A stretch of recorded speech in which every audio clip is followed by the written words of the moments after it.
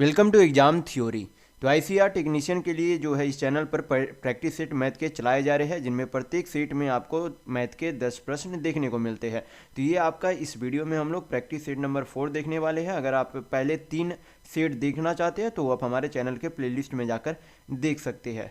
तो इस सेट में हम लोग प्रैक्टिस सेट 4 देखेंगे, जिनमें मैथ के 10 प्रश्न होंगे। तो इन सभी प्रश्नों को आप पहले खुद अटेम्प्ट करके जरूर देखिएगा और हमें कमेंट करके बताइएगा कि कुल 10 प्रश्नों में से आपके कितने प्रश्न सही गए हैं। तो अगर आप इस चैनल पर नए हैं तो हमारे चैनल को सब्सक्राइब जरूर कर ले। और ये हमारा सोशल मीडिया प्लेटफॉर्म है, आप हमसे यहाँ भी जुड़ सकते हैं। इसके लिंक आपको इस वीडियो के डिस्क्रिप्शन बॉक्स में मिल जाएंगे। और इस वीडियो को अपने दोस्तों के साथ शेयर करना बिल्कुल भी नहीं भूलिएगा। तो चलिए बढ़ते हैं प्रश्नों की ओर। देखेंगे क्वेश्चन नंबर 1। यहाँ पर क्वेश्चन में दिया गया है कि 4.5 तथा 0.5 के मध्य अनुपाती यानी कि मीन प्रोपोर्शनल और 4.5 तथा 9 के तृतीय अनुपाती यानी कि थर्ड प्रोपोर्शनल का अनुपात कितना होगा, ये आपसे पूछा जा रहा है। तो यहाँ पर सबसे पहले आपको पता होना चाहिए कि मध्य अनुपात निकालने का फॉर्मूला क्या होता है। तो मध्य अनुपात निकालने का फॉर्मूला आपका हो जाता है √AB। क्या हो जाता है आपका √AB। और तृतीय अनुपात निकालने का फॉर्मूला हो जाता है आपका B²/A। तो ये दोनों फार्मूला आप ध्यान रखिएगा। मध्य अनुपात निकालने का फार्मूला √AB और तृतीय अनुपात निकालने का फार्मूला B² होता है। तो करना कुछ नहीं, यहाँ पर वैल्यू पुट कर देंगे या फिर रेशियो में उसे पुट करेंगे तो आपका आंसर आ जाएगा। तो मध्य अनुपाती यानी कि A का वैल्यू कितना है, 4.5 है यानी कि 4.5 है। और B का आपका वैल्यू कितना है, 0.5 है। कितने आपके हैं, 0.5। और ये अनुपात किससे चाहिए हमें, इन दोनों संख्याओं का तृतीय अनुपात से अनुपात चाहिए, यानी कि तृतीय अनुपाती से अनुपात चाहिए। तो यहाँ पर तृतीय अनुपात निकालने का फॉर्मूला क्या है, B²/A। तो B आपका कितना है, 9। उसको क्या कर देंगे, स्क्वायर यानी कि 9 × 9/A। तो A आपका कितना है, 4.5 है। अब क्या करेंगे, हल करेंगे, आपका आंसर आ जाएगा। 4.5 से 9 को काटेंगे, कितने बार में चला जाएगा, 2 बार में चला जाएगा। 45 25 आपका कितना हो जाता है, 4 5 20, 5 5 25 यानी कि 225 हो जाता है। तो 225 आपका कितना हो जाएगा, आपका 15 का स्क्वायर होता है यानी कि 1.5 का क्या हो जाएगा, यहाँ पर आ जाएगा। यानी कि 45 4.5 × 0.5 करेंगे तो 1.5 आपका आएगा। यहाँ पर फिर क्या करेंगे, 9 दूनी आपका कितना हो जाता है, 18। पॉइंट हटाएंगे, यहाँ पर आपका कितना आ जाएगा, 0। 15 से 180 काटेंगे, कितने बार में चला जाएगा, 12 बार में चला जाएगा। यानी कि अनुपात में आपका वैल्यू कितना आ जाएगा, 1:12। तो यहाँ पर आपका ऑप्शन नंबर ए बिल्कुल सही होंगे। नेक्स्ट क्वेश्चन देखेंगे, क्वेश्चन नंबर 2। यहाँ पर क्वेश्चन में दिया गया है कि एक लंबवृत्तीय शंकु के आधार का व्यास यानी कि डायमीटर 10 सेंटीमीटर है और इसकी ऊंचाई यानी कि हाइट 12 सेंटीमीटर है। तो इस शंकु का संपूर्ण पृष्ठीय क्षेत्रफल यानी कि टोटल सरफेस एरिया क्या होगा। तो सबसे पहले आपको किसी भी मेंसुरेशन के प्रश्न में आपको सबसे पहले उसके फॉर्मूले पता होना चाहिए। तो यहाँ पर जो है क्या बोला जा रहा है, शंकु का संपूर्ण पृष्ठीय क्षेत्रफल। तो शंकु के संपूर्ण पृष्ठीय क्षेत्रफल का फॉर्मूला क्या हो जाता है, πr_l + πr²। ये होता है आपका टोटल सरफेस एरिया शंकु का। तो यहाँ पर क्या करेंगे, यहाँ पर हम लोग पाई कॉमन ले सकते हैं, आर भी कॉमन ले सकते हैं। अंदर आपका क्या बच जाएगा, यल + आर बचेगा। यानी कि अगर इतने पर अगर हम लोग वैल्यू पुट करें तो क्या निकल जाएगा, टोटल सरफेस एरिया आपका निकल जाएगा। तो यहाँ पर हमें जो है व्यास दिया गया है, लेकिन हमें क्या चाहिए, त्रिज्या चाहिए। तो आपको पता होना चाहिए कि व्यास का आधा ही क्या होता है, त्रिज्या होता है। तो अगर व्यास 10 सेंटीमीटर है तो त्रिज्या कितनी हो जाएगी, 5 सेंटीमीटर हो जाएगी। तो यहाँ पर अब हमें क्या, त्रिज्या पता है, ऊंचाई पता है। तो अब हमें क्या निकालना होगा, यल का वैल्यू निकालना होगा। अगर आपको यल नहीं पता है शंकु में तो मैं यहाँ पर आपको बता देता हूँ। यल जो है तिर्यक ऊंचाई यानी कि स्लांट हाइट को कहा जाता है। ये जो आपकी है ये क्या हो जाती है, आपकी यल हो जाती है। यानी कि तिर्यक ऊंचाई हिंदी में और इंग्लिश में स्लांट हाइट कहा जाता है। तो यहाँ पर से हमें पहले क्या निकालना होगा, स्लांट हाइट यानी कि यल का वैल्यू निकालना होगा। तो त्रिज्या कितनी दी गई है, त्रिज्या आपकी 5 सेंटीमीटर दी गई है और ऊंचाई यानी कि हाइट कितना दिया गया है, 12 सेंटीमीटर दिया गया। तो ये 5 है, ये 12, यानी कि ये 12 है, ये 5 है। तो ये आपका यहाँ पर क्या होता है, परपेंडिकुलर होता है। तो 12 5 का ट्रिपलेट आपको याद होना चाहिए। तो यहाँ पर कितना बन जाएगा, यल का वैल्यू 13 सेंटीमीटर। तो अब हमें यल का भी वैल्यू पता है, आर का भी वैल्यू पता है। तो वैल्यू पुट करेंगे, आपका आंसर आ जाएगा। पाई हम लोग रहने देंगे, पाई को तोड़ेंगे नहीं, क्योंकि आंसर में पाई उसी तरीके से आपका आंसर दिया गया। आर का वैल्यू कितना दिया गया है, 5 × यल + आर। तो यल कितना है, 13 और आर कितना है आपका 5। तो 13 5 आपके कितने हो जाते हैं, 18। तो 18 25 आपके कितने हो गए, 90 पाई। यानी कि शंकु का कुल पृष्ठीय क्षेत्रफल कितना आ गया, 90 पाई। तो यहाँ पर आपका ऑप्शन नंबर सी बिल्कुल सही होगा। नेक्स्ट क्वेश्चन देखेंगे,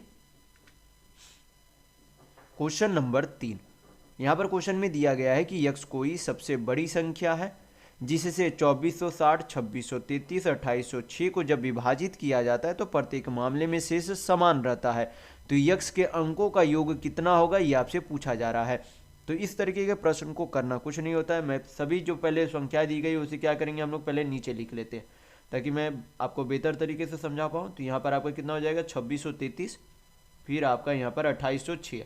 तो यहाँ पर क्या करना होता है, आपस में सभी दो संख्याओं के बीच का डिफरेंस निकालना होता है। जैसे कि 2660 और 2460 और 2633 का क्या करेंगे, यहाँ पर डिफरेंस निकालेंगे। तो डिफरेंस आपका कितना हो जाएगा 3, यहाँ पर 6 है तो 7, और यहाँ पर कितने हो जाएंगे 5, 5 में से 4 गया 1, यानी कि 173 डिफरेंस आएगा। अब क्या करेंगे, इन दोनों का डिफरेंस निकालेंगे। तो आपका कितना आ जाएगा 3 आपके आ गए, यहाँ पर फिर 7, यहाँ पर फिर 1, 173 आ गए। फिर क्या करेंगे, इन दोनों संख्याओं का डिफरेंस निकालेंगे। तो कितना आ जाएगा आपका डिफरेंस, यहाँ पर आपके 6, 4 और आपके यहाँ पर कितने हो जाएंगे 3, यानी कि 346। तो अब क्या करेंगे, जो यहाँ पर आपके डिफरेंस ये 3 आया 173, यहाँ पर भी 173 आए और यहाँ पर कितने आए 346 आए। तो इन तीनों संख्याओं जो डिफरेंस आया है तीनों का आपस में डिफरेंस निकालने पर उसका क्या करेंगे, एचसीएफ ले लेंगे। यानी कि 173 और 346 का अगर एचसीएफ लेंगे तो हमें यहाँ पर देखने को मिलता है कि 173 से 173 भी कटेगा और 346 भी 173 से कटता है। यानी कि इन तीनों संख्याओं का एचसीएफ कितना आ जाएगा 173 आएगा। तो वह 173वां संख्या है जिसे, यानी कि जिससे अगर इन तीनों संख्याओं को विभाजित किया जाता है तो शेष क्या बचेगा, समान बचेगा। तो यहाँ पर तो हमारा एचसीएफ आ गया, यानी कि एचसीएफ आ गया, लेकिन यक्स का जो वैल्यू पूछा जा रहा है, यक्स का वैल्यू क्या पूछा जा रहा है कि अंकों का योग बताना है। यानी कि जो एचसीएफ यहाँ पर निकला है उनके डिजिट का सम पूछा जा रहा है, वही आपका क्या है, यक्स का वैल्यू है। तो ये कितना हो जाएगा आपका 7, 3, 10 और 1, 11। तो 11 आपका क्या हो जाएगा आंसर। तो यहाँ पर आपका ऑप्शन नंबर बी बिल्कुल सही होगा। तो अगर आपको वीडियो पसंद आ रहा है तो लाइक करते जरूर चलिएगा। नेक्स्ट क्वेश्चन देखेंगे, क्वेश्चन नंबर 4। ये आपका क्या है, सिंपल सा सिंप्लीफिकेशन का क्वेश्चन है, तो हल कर लेंगे हम लोग यहाँ पर। तो सबसे पहले पूर्णांक में इसे फ्रैक्शन में चेंज करेंगे तो आपका कितना हो जाएगा 5 चौक 20 21/4। फिर आपके क्या है, भाग का साइन है, तो भाग का साइन से पहले हम लोग क्या करेंगे, ऑफ का हल किया जाता है। तो यहाँ पर हल करेंगे तो कितना हो जाएगा आपका 3/7 दूनी 14, यानी कि 3/14 हो जाएगा। भाग है, भाग को गुना में चेंज करने वाली सामने वाली संख्या क्या हो जाती है, रेसिप्रोकल, यानी कि उल्टा हो जाती है। तो अगर सामने वाली संख्या 3/14 है तो वह संख्या कितनी हो जाएगी 14/3। अब क्या करेंगे, आगे हल करेंगे। फिर आगे आपका क्या है, पूर्णांक में या फ्रैक्शन में चेंज करेंगे तो कितना हो जाएगा 5 चौक 20 21/4 इंटू आपका कितना हो जाएगा 3/7। भाग है, गुना में चेंज करेंगे 1/2 आपका कितना हो जाएगा 2। फिर आपके क्या है भाग, फिर आपको पूर्णांक है फ्रैक्शन में चेंज करेंगे तो कितना हो जाएगा 21/4। भाग है, गुना में चेंज करेंगे तो 7/3 इंटू आपका कितना हो जाएगा 1/2। अब क्या करेंगे, हल कर लेंगे। यहाँ पर से 3 से काटेंगे 21 को 7 बार में, ये आपका 2 से ये आपका 7 बार में चला जाएगा। 7 से 21 3 बार में चला जाएगा, 2 से 4 आपके 2 बार में चले जाएंगे। यहाँ पर आपका 3 सत्ते 21 चला गया। अब क्या करेंगे, हल कर लेंगे। तो यहाँ पर आपके कितने आ जाएंगे 7 सत्ते 49/2 गुना है, रहने देंगे। यहाँ पर कितना 3 तिया 9, सॉरी 3 नहीं है 3 तिया 9 ऊपर बचे हुए, बटा आपके कितने हो जाएंगे 2। यहाँ पर आपके क्या है भाग के साइन है, कितने हो जाएंगे 7 सत्ते 49/8। तो यहाँ पर फिर आगे हल करेंगे 49/2 इंटू 9/2 इंटू आपका क्या हो जाएगा, भाग को गुना में चेंज करते हैं तो सामने वाली संख्या रेसिप्रोकल हो जाती है। अब हल कर लेंगे तो आपका कितना आ जाएगा, यहाँ पर से 49 से 49 चला गया, 2 दूनी 4, 4 से 8 कितने बार में चला जाएगा 2 बार में, तो 9 दूनी आपका कितना आ जाएगा 18। तो यहाँ पर आपका ऑप्शन नंबर ए बिल्कुल सही होगा। नेक्स्ट क्वेश्चन देखेंगे, क्वेश्चन नंबर 5। यहाँ पर क्वेश्चन में दिया गया है कि दिए गए आंकड़ों का माध्यिका यानी कि मीडियन और बहुलक यानी कि मोड का योग यानी कि सम कितना होगा, ये आपसे पूछा जा रहा है। तो माध्यिका निकालने का क्या तरीका होता है, जो भी संख्याएं दी गई है उसे सबसे पहले क्या करेंगे, असेंडिंग ऑर्डर यानी कि बढ़ते क्रम में व्यवस्थित करेंगे। तो व्यवस्थित करने से जो सबसे पहले हम लोग फिर क्या करना होता है, बीच की संख्या ढूंढनी होती है। तो बीच की संख्या, बड़ी संख्या ढेर सारी संख्या, तो क्या करेंगे हम लोग पहले बीच की संख्या कैमी नंबर पर वो संख्या आएगी वो हम लोग यहाँ पर देख लेंगे। तो सबसे पहले टोटल कितनी संख्या है वो हम लोग गिन लेते हैं। तो 2 दो 4, दो 6, दो 8, दो 10, दो 12, दो 14, दो 16, एक 17, यानी कि टोटल जो है 17 संख्याएं हैं। तो बीच की संख्या कौन सी आ जाएगी? तो बीच की संख्या आपकी जो आपकी 8 दूनी 16, यानी कि 9th नंबर पर, यानी कि 9वीं नंबर पर जो संख्या हो गया है। तो सबसे पहले यहाँ पर माध्यिका में होता है कि जो भी संख्या दी गई उसे असेंडिंग ऑर्डर यानी कि बढ़ते क्रम में व्यवस्थित करना। और जब बढ़ते क्रम में व्यवस्थित हम लोग करेंगे, जो 9वीं अंक पर यानी कि 9वें स्थान पर जो अंक आएंगे वही आपकी क्या होगी? माध्यिका यानी कि मीडियन होगी। तो यहाँ पर क्या करेंगे? बढ़ते क्रम में संख्याओं को व्यवस्थित कर लेंगे। तो सबसे छोटी संख्या कौन सी है? एक। एक आपकी कितने बार है? एक बार, दो बार, तीन बार है। तो एक आपके टोटल 3 बार है। उसके बाद आपकी क्या है? 2 है। तो 2 आपके टोटल कितने बार है? टोटल 2 आपके एक बार ही हैं, तो 2 यहाँ पर लिख देंगे। फिर आपके कितने हैं? 2, 3 है। तो 3 आपके एक बार, 2 बार, 3 आपके 2 बार है। यहाँ पर 2 बार लिख लेंगे। फिर आगे क्या है? 4, तो 4 एक बार, फिर आपके कितने? एक बार ही 4 है। उसके बाद आपके क्या है? यहाँ पर 9th नंबर आपका 3, 3 6 7, 9th नंबर अभी 7 संख्याएं हुई है। आगे हल करते हैं। यहाँ पर 5 आपके एक बार है और 2 बार है। 5 कितने बार है? 2 बार है। उसके आगे आपकी कौन सी संख्या है? 6 है। तो यहाँ पर जब देखेंगे तो 3 3 6 3 9, तो सर यहाँ पर 6 की जरूरत नहीं है। तो आपकी मीडियन 9वां नंबर पर जो है कौन सी संख्या आ रही है? तो 5 आ रही है। तो 5 ही आपका क्या है? मीडियन यानी कि माध्यिका है। तो हमें तो माध्यिका पता चल गई। अब हमें क्या निकालना है? बहुलक। बहुलक निकालने का क्या तरीका होता है? जो भी संख्याएं दी गई है उनमें कौन सा नंबर यानी कि कौन सी संख्या को सबसे अधिक बार रिपीट किया गया वही मोड यानी कि बहुलक होता है। तो यहाँ पर देखेंगे एक आपके कितने बार थे? 3 बार थे। 2 तो नहीं है, 3 तो आपका बिल्कुल नहीं हो सकता, 4 भी नहीं होगा, 5 भी नहीं होगा। 6 यहाँ पर देख लेते, एक बार है, 2 बार है, 3 बार है, 6 4 बार है, यानी कि एक भी नहीं हो सकता। फिलहाल 6 है क्योंकि 6 4 बार, सबसे अधिक बार 6 आया है। 8 भी आपके एक बार है, 9 भी 2 बार है। तो आपके 6 क्या हो गए? 6 यहाँ पर आपके मॉड यानी कि बहुलक कितने हो गए? 6। मीडियन कितने आ गए? 5। पूछा क्या जा रहा है? दोनों का योग यानी कि सम पूछा जा रहा है। तो दोनों का सम कितना हो जाएगा? 6 5 11 होगा।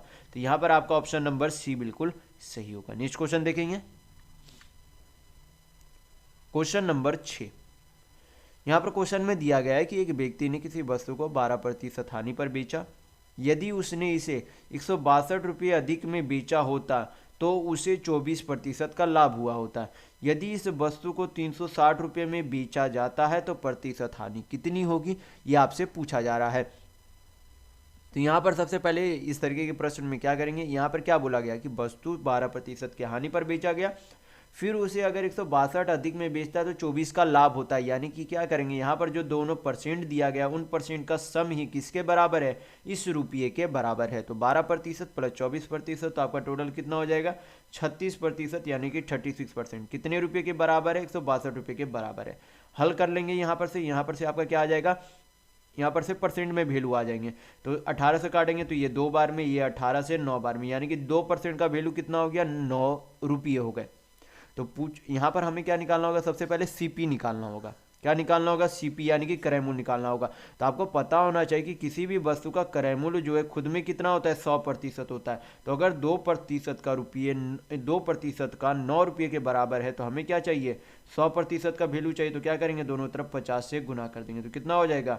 100% का वैल्यू 450 रुपये के बराबर है। तो यहाँ पर से हमें पता चलेगा कि वस्तु का क्रय मूल्य कितना था। तो वस्तु का मूल्य था 450 रुपया, उसे बेच कितने में दिया गया? 360 रुपये में बेच दिया गया।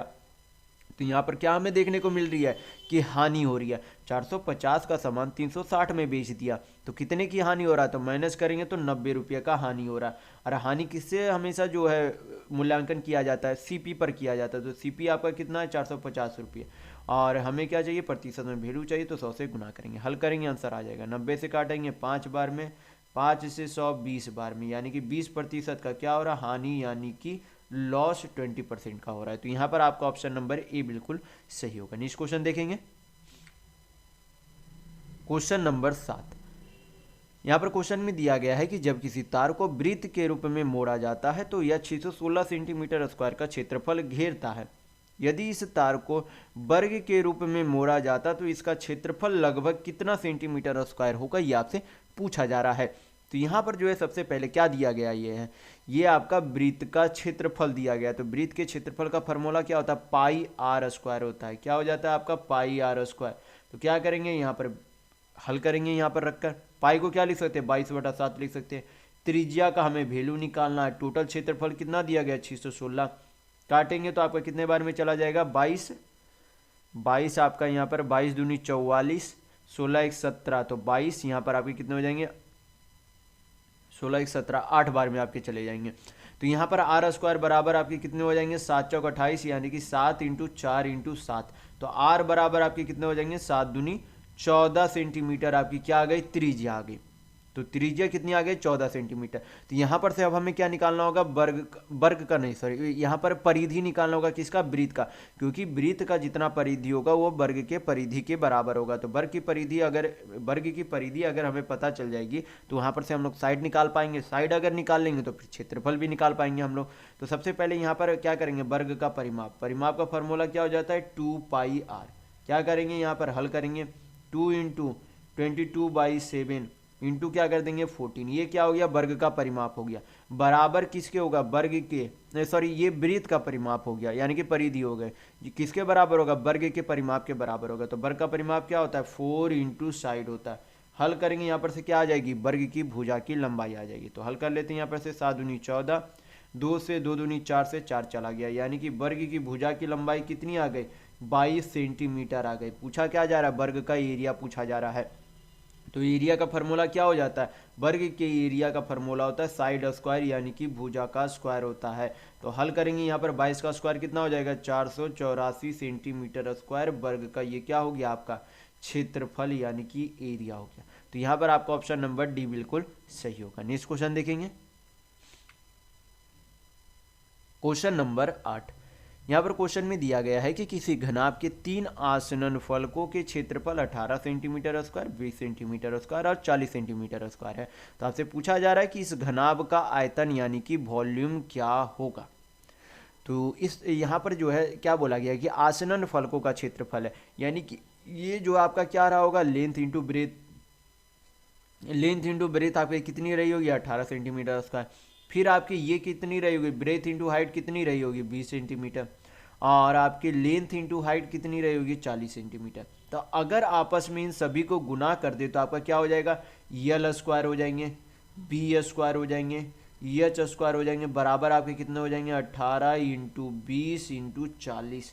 यहाँ पर हल करेंगे तो आपका क्या हो जाएगा L into B into H का होल स्क्वायर बराबर आपके कितने हो जाएंगे 18 इंटू 20 इंटू 40। तो हल करेंगे 18 दूनी कितना हो जाता है 36, 36 दूनी 72 दूनी 144 पे 2 शून्य।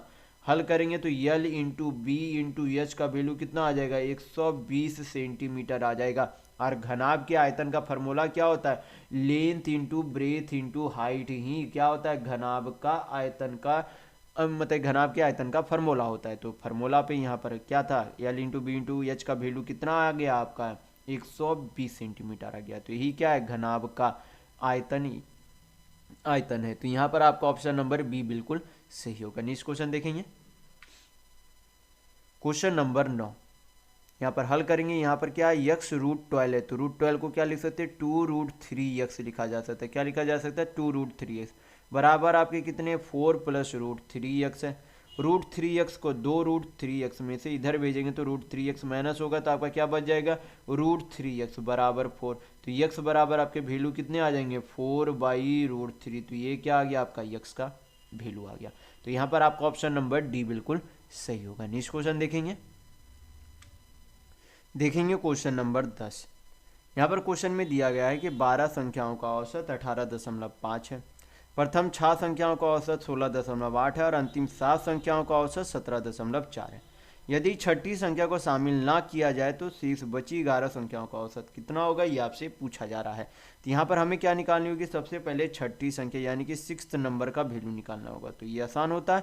तो कैसे निकालेंगे हम लोग सबसे पहले ओवरऑल एवरेज कितना दिया गया 18.5 दिया गया है। फिर यहाँ पर दिया गया है कि प्रथम 6 संख्याओं का औसत 16.8 है। तो ओवरऑल एवरेज से कितना कम है तो ओवरऑल एवरेज से जब माइनस करेंगे तो 15 2 17 यानी कि 1.7 क्या है कम है। तो ओवरऑल कितना कम होगा तो ओवरऑल 6 संख्या में कमी हो रही है तो ओवरऑल 17 6 से यानी कि -10.2 की क्या हो जाएगी कमी होगी। फिर यहाँ पर बोला गया कि अंतिम 7 संख्याओं का औसत 17.4 है, तो ओवरऑल एवरेज से कितना कम है, तो 18.5 मैंने 17.4 करेंगे तो आपका कितना आ जाएगा, 6 5 11, यानी कि 1.1 की क्या हो रही है, कमी हो रही है। ओवरऑल कितने संख्या में, 7 संख्या में, तो ओवरऑल कितने कमी हो जाएगी, 7.7 की कमी हो जाएगी। तो माइनस क्या करेंगे, 7.7। तो हल कर लेंगे यहाँ पर से आपका 17.9, यानी कि 0.6 क्या आ गया, छठे नंबर का एग्जैक्ट वैल्यू कितना आ गया, 0.6 आ गया। तो हमें क्या करना होगा, सबसे पहले अब 12 संख्याओं का क्या निकालना होगा, योग निकालना होगा। उनमें से छठा संख्या को क्या करना होगा, छठा संख्या का जो वैल्यू है उसे क्या करेंगे, माइनस करेंगे। फिर बाकी जो बचा रहेगा वो संख्या का क्या योग बचेगा, तो उससे फिर औसत हम लोग निकाल लेंगे। तो हल कर लेते, 12 से गुना करेंगे 18.5 में, तो 12 25 60, 6 12 8 96, अच्छी 102, 2 तो 10, 12 10 आपका कितना हो जाएगा, 22। तो 222 आपके क्या आ गया, 12 संख्याओं का योग आ गया। उसमें क्या करेंगे, 0.6 माइनस करेंगे तो आपका कितना आ जाएगा, 221.4 आ जाएगा। तो ये क्या हो गया आपका, बाकी बचेगा 12 संख्या में से एक संख्या का योग हटा दिया गया, तो बाकी बचा कितना, 11 संख्या। तो उसका औसत चाहिए तो क्या करेंगे, 11 से डिवाइड करेंगे। हल करेंगे तो आपका कितना आ जाएगा, 11 दूनी 22, 0 11 1, यानी कि बाकी बची हुई संख्या का औसत कितना आ जाएगा, 20.1। तो यहाँ पर आपका ऑप्शन नंबर डी बिल्कुल सही होगा। तो इस वीडियो में बस इतना ही। अगर आपको वीडियो पसंद आए तो लाइक कीजिएगा, नए हैं तो चैनल को सब्सक्राइब जरूर कर लीजिएगा। यह हमारा सोशल मीडिया प्लेटफॉर्म है, आप हमसे यहाँ भी जुड़ सकते हैं। इसके लिंक आपको इस वीडियो के डिस्क्रिप्शन बॉक्स में मिल जाएंगे।